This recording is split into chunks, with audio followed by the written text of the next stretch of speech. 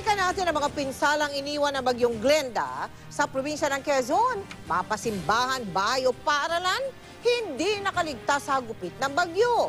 Pero desidido ang mga taga Quezon na bumangon mula sa panibagong pagsubok.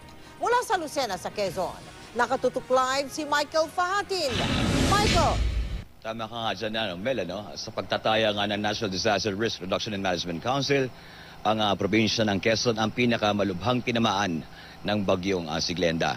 Nananatiling walang pasok, walang kuryente at isinailalim na sa state of calamity ang buong probinsya ng Quezon. Pero Mel, nananatili din buong ating paniniwala na mga taga Quezon, maging ng bawat Pilipino, saan man sulok ng mundo, hindi pa dadaig sa anumang pinsalang dulot ng bagyo. Isang araw matapos ang pagsuyod ni Glenda, abala na sa pagbangon ang probinsya ng Quezon. Sama-samang nililinis ang mga kalat, bayanihan sa pagkukumpuni ng bahay at mga tindahan, pati ng mga bangko na mano-mano muna ang operasyon, kung kaya't mahalagang manumbalik ang kuryente. Ito baka higit isang buwan.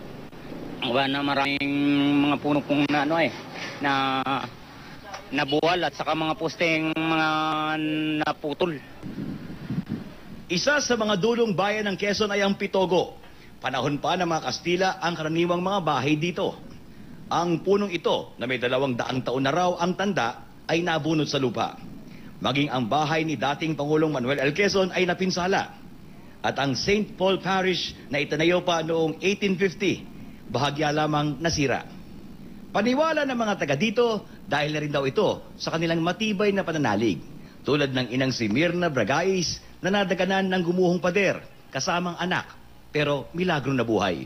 Batak-batak niya na ako, sabi niya, Mama, lakasan mo ang loob mo. Hindi pa tayo mamakayang patayin, basta tumingin ka sa Diyos.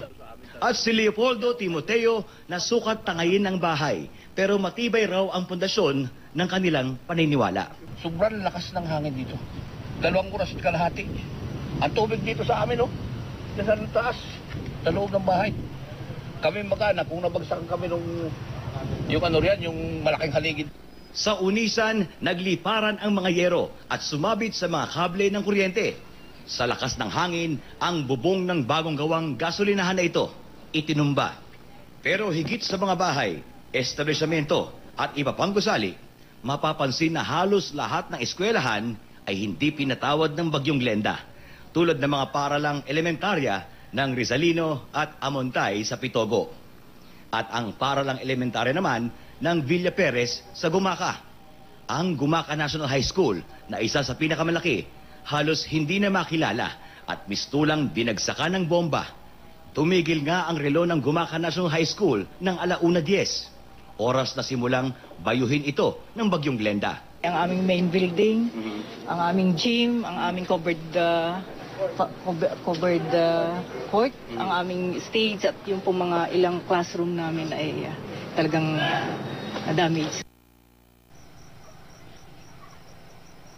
Mel, sa pinakahuling taya nga o tala ng Provincial Disaster Risk Reduction and Management Office sa probinsya ng Quezon, 10 ang patay, 1 ang nawawala at 1 ang sugatan. At mahigit sa 700 kabahayan ang napinsala ng bagyong si Glenda. Balik sa Matt. Maraming salamat sa iyo, Michael Fahatin.